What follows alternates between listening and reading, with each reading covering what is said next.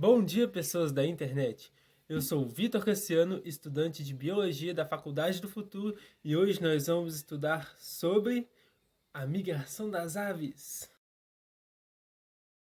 Então, desde a pré-história, as pessoas, os primeiros seres humanos ali, já tinham uma curiosidade sobre o estilo de vida de alguns animais, de alguns grupos, porque eles precisavam desses animais para conseguir o seu alimento, a sua fonte de nutrição.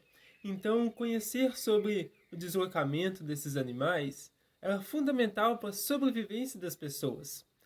Mas tinha um certo grupo, de animais que chamava a atenção desses coletores, desses caçadores, que eram as aves, porque em certas épocas do ano elas eram muito abundantes e de repente elas sumiam. Então eles ficavam um pouco, ué, o que aconteceu? Para onde elas foram, onde elas vivem, o que elas fazem, o que aconteceu com elas que desapareceram assim de repente?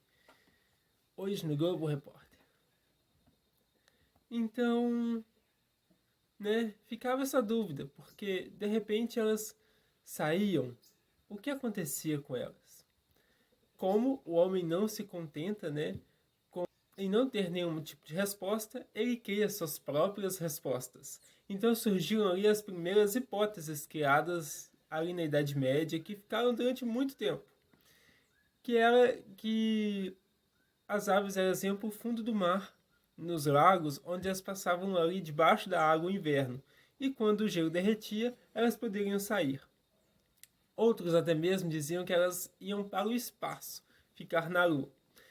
E essas ideias duravam muito tempo, até que em mais ou menos 1900, um grupo de cientistas da Europa teve a grande ideia de marcar as aves, colocar nelas pequenos anéis com marcações e datas e tudo mais. E então conseguir localizar onde essas aves iam. E foi assim que eles descobriram que uma ave sai da Europa e ela vai para outros lugares. Quando uma ave que eles marcaram na Europa, encontraram depois ela morta no sul da África.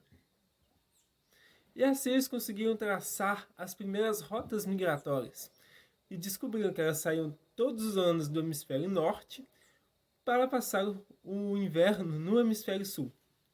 Quer dizer, quando o hemisfério norte estava no inverno, elas desciam para o hemisfério sul, para fugir do inverno, do severo inverno do norte. Mas, então por que elas migravam? Por causa disso. Um fator é o inverno, porque faltava comida e era difícil, um período muito difícil para as aves viverem. Então elas, para não ter que ficar. Mas então por que elas migravam? Um fator é justamente esse, o inverno, porque durante esse período a disponibilidade de alimentos é muito pequena. Então, para não sofrer com a fome e ter que sofrer com a morte, possivelmente, elas fugiam para regiões mais quentes, onde elas teriam uma grande oferta de alimentos, fazendo aí um turismo tropical.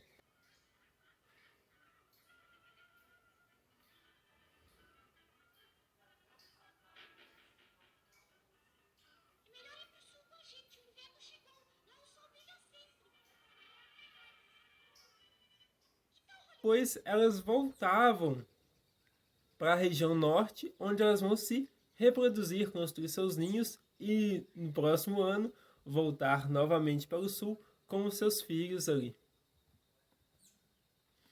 E como elas migram, Como que isso acontece? Como elas sabem o caminho que elas têm que seguir? Como elas vão se orientar? Qual mapa elas vão utilizar?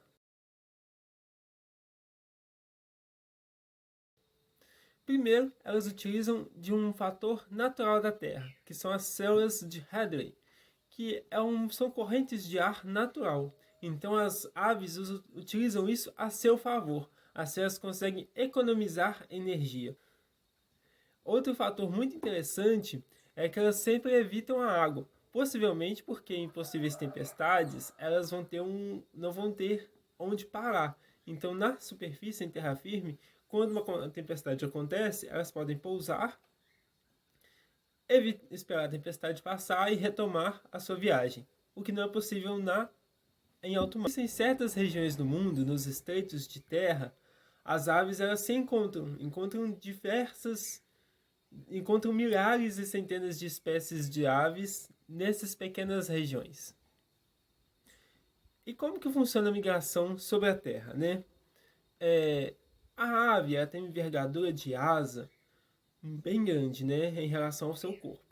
Então elas conseguem com isso, elas conseguem aproveitar as correntes térmicas, as colunas de ar quente que se levantam do solo em direção ao céu. Então, com isso, né, aqui, o Sol aquece a superfície da Terra, que levanta o ar dessa coluna térmica. Com isso, levanta também a ave, que vai planar até a próxima coluna de ar quente. Esse formato em V, que é bem característico dos filmes que a gente vê, né? Até mesmo quando a gente vê um grupo de pássaros voando, eles tendem a ter essa forma parecida com o V. Por que isso acontece? Então, para facilitar justamente o voo, porque isso é um formato mais aerodinâmico. Então, a ave que está atrás, ela pode aproveitar da resistência do ar quebrada pela ave da frente. Assim, uma ave ajuda a outra a voar, economizando energia para todas elas. E esse negócio de que migração tem que ser muito longe, tem que ser uma alta distância. Então, de fato, muitas migrações são continentais, como essa daqui da imagem, né? A gente pode ver que ela saiu do norte do Canadá e foi até o extremo sul da Argentina. Muitas aves conseguem fazer essa migração continental. Mas migração é todo o fato de uma ave sair de uma região e ir até outra. Pode ser inclusive regiões muito próximas. Como por exemplo aqui na Serra do Mar, em São Paulo, onde as aves basicamente descem a montanha. Vão lá tirar umas férias na praia e depois voltam. E como elas sabem a direção, né? Como que elas sabem qual caminho guiar?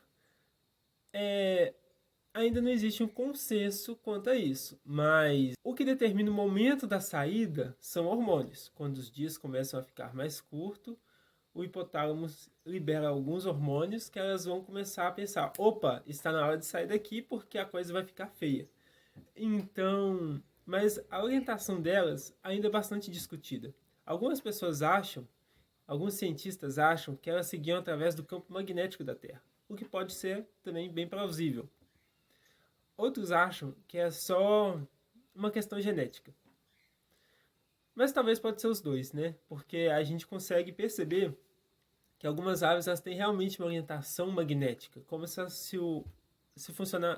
funcionassem como uma bússola natural. E também a genética. Tem até um caso em que o pai é de uma região, a mãe é de outra região. E eles cruzaram em um determinado momento, mas depois o filho não foi nem da direita nem da esquerda, ele foi pro meio, para frente Brasil. Isso acontece mesmo. Outros acham também que elas seguiam pelo Sol, né? Pelas estrelas até, pelas constelações. Pelas constelações ali. O que pode acontecer também, né? É uma grande diversidade de espécies. Cada uma pode ter ali a sua característica própria, pode ter o seu meio próprio de se deslocar. E com isso a gente pode ter também alguns recordes, que eu vou citar 3. O primeiro de resistência, que é dado ao fuzelo, que sai do Ártico, que sai do Alasca, em direção à Nova Zelândia, voando mais de 11 mil quilômetros, em 8 dias sem parar, voando em reta assim, voando o tempo todo, sem parar, no batidão mesmo. O segundo recorde de velocidade, que é da Narceja Real, que ela consegue voar mais de quase 7 mil quilômetros em 3 dias, ou seja, ela faz uma velocidade média de 95 quilômetros por hora.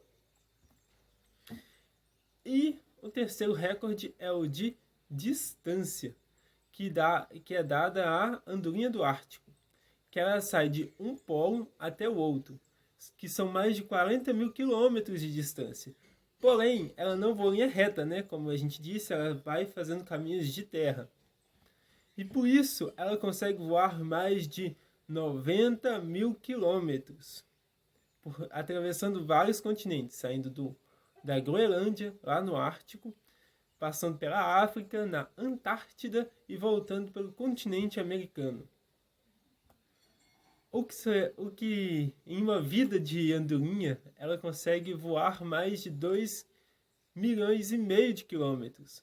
Ou seja, ela daria para ir 3 vezes na Lua e voltar. Ou seja, quase mesmo que a gente poderia ter uma andorinha astronauta. Porém, ainda não é possível, né? Ainda não encontraram. Mas como que a gente sabe disso tudo, né? Dessas distâncias, onde elas passam? A gente captura o pássaro. Mas não é só isso. Os cientistas colocam nesses pássaros dispositivos GPS que conseguem medir a localização. Porém, alguns dispositivos são muito pesados e não dá para colocar nas aves pequenas. Por isso, a inteligência dos cientistas é sem limite. Eles inventaram um dispositivo bem pequeno, mais leve que uma uva passa. Porém, ele tem um localizador, um relógio e um chip de memória. Com isso, eles conseguem saber a posição onde o passarinho esteve durante a sua migração. Mas esse tipo de mecanismo ele não envia dados para o pesquisador.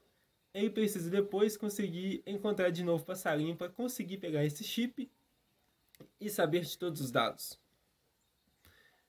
Então é isso, pessoal. Muito obrigado por terem assistido até aqui. Agradeço muito a participação de vocês. Qualquer dúvida, deixem nos comentários.